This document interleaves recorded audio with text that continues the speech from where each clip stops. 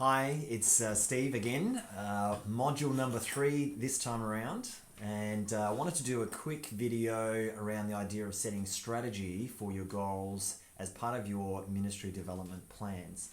So by now you will have worked through module number 2, which is geared around setting those goals, and hopefully you've been working away at setting some SMART goals for your ministry development, your personal development, and your spiritual development. The idea is that you're involving your coach in that process, so I hope and pray that that's been part of your experience so far. So this week, our workshop, as I said, is geared around setting strategy. The idea is that as part of each of your ministry development plan goals, you're then going to set a strategy that outlines how you're intending to reach that goal by the end of the year. So effectively, if we think about our goals as the destination, the place that we want to end up in come November, then your strategy is in effect mapping out the pathway or the steps along that road to getting to that destination that you've set as your goal. Now, we're talking about things that are to some degree intangible, because as you've set your goals, you will have set those in reference to your development.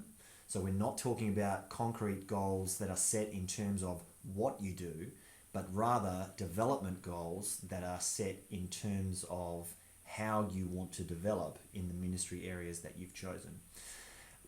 There's in a sense, the difference between those two things is somewhat subtle, but it's actually quite important in terms of sharply focusing your ministry training experience on your development in and for ministry. So as we go about setting strategies, that's effectively what we're trying to do, is to set the pathway for you this year for each of your goals to reaching them. And as part of doing that, what I've asked you to do in your ministry development plans is to list a number of objectives or steps, if you like, mini goals in some ways, that are going to help you get to your primary goal. So I've called those objectives, and we've said for each of those you need to set a time frame. So whether or not that's going to be something you do regularly, like, for example, leading a small group, that's something you might do on a regular basis, and therefore your objective will be framed accordingly, and your time frame will be something like weekly, fortnightly, monthly, depending on how often you did that. The other kind of time frame you might use is a concrete date or point in time, end of term 2, end of term 3, or the 23rd of December, or whatever it might be. Obviously you wouldn't pick the 23rd of December, but nonetheless, you can either pick a date or some kind of reference point that's a concrete point in time by which you want to have achieved that objective. So there's two ways you can set those time frames, on the basis of a regular occurrence or a fixed point in time. As you go about setting your objectives, there's really 5 steps that I want you to think through. The first is, as you consider your goal, I want you to just think through and write down your ideas about what some key things might be that you'll need to do in order to achieve your goal. So for example, if your goal was to develop basic skills in preaching, and you would need to flesh that out as a goal first. But if that was what your goal was geared around, you might want to set some objectives around investigating what the basic skills for preaching are. You then might want to think about how you're going to go about practicing some of those skills. You might want to think about a process that you can walk through with your coach to practice those skills and begin putting them into place in your ministry placement. So you can already see with something as obvious, I suppose, as preaching, there are going to be certain steps that you're going to want to take that will help you get to the end point of developing those basic preaching skills. And as a first step to setting the strategy, what I want you to do is list those key ideas or key steps down, just in bullet point form, if you like, so that you can get the sequence of steps right. Then what I want you to do as a second step is flesh those out. So take that idea that you've got and flesh that out in a sentence that articulates it as an objective, or, if you like, a mini goal that's going to help you achieve your larger goal in that ministry area. So once you start to do that, you're going to be playing around with wording in terms of being specific. You're going to use the same criteria that you've used for setting your primary goal. So you want those objectives to be SMART as far as possible. In terms of the degree to which you make them SMART, it's probably not quite as important for you to be sharp with your objectives as you need to be with your goal. But it certainly will be a helpful thing for you to be thinking through, how do I make this stretching? How do I make it measurable? How do I make it achievable? How do I make it relevant? How do I make it time-bound as you set your objectives? If you're keeping that in the back of your mind, you'll just find that you come up with sharper objectives to help you reach your goal. Then as a third step in that process, what I want you to do is think through the time frames for each of those objectives. Okay, so you've got your basic idea down, you've now fleshed that out as an objective, and as a third step, you need to think about what's the time frame going to be for this particular objective. Again, is it going to be something that is done on a recurring basis, or is it going to be something that's done in reference to a fixed point in time? Step number 4 then becomes thinking through an evaluation measure for your goal. So as part of your strategy, you need a way of determining when you get to the end of the year in November whether or not you have in fact achieved the goal that you've set out to achieve. So what I want you to do is think through, how am I going to test or measure whether or not I've reached my goal when I get to November? And because the goals are set in reference to your development in ministry or your development personally, you're going to find that this is a bit of a challenge.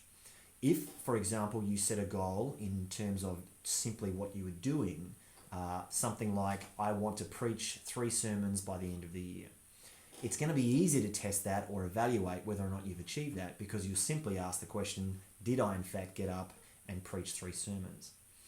Part of the reason I want you to set your goals in terms of your development rather than what you're going to do is because the goal behind the goal of preaching 3 sermons is in fact you developing in the area of preaching.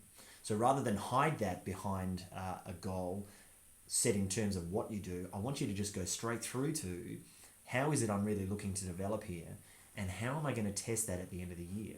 Because if you don't find a way of evaluating that, you'll find yourself getting to the end of the year and feeling some sense of whether or not you've achieved it, but not really knowing how you're going to test that or become clear on that.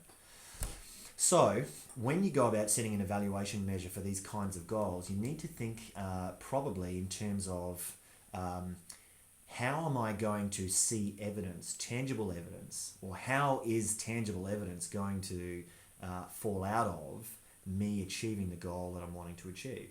So if, for example, your goal was something like, I want to develop the basic skills for leading a community, small group, Bible study group, missional community, whatever language you want to use, and then think through, what's that going to look like if I've developed those skills? How am I going to see that play out in my ministry context?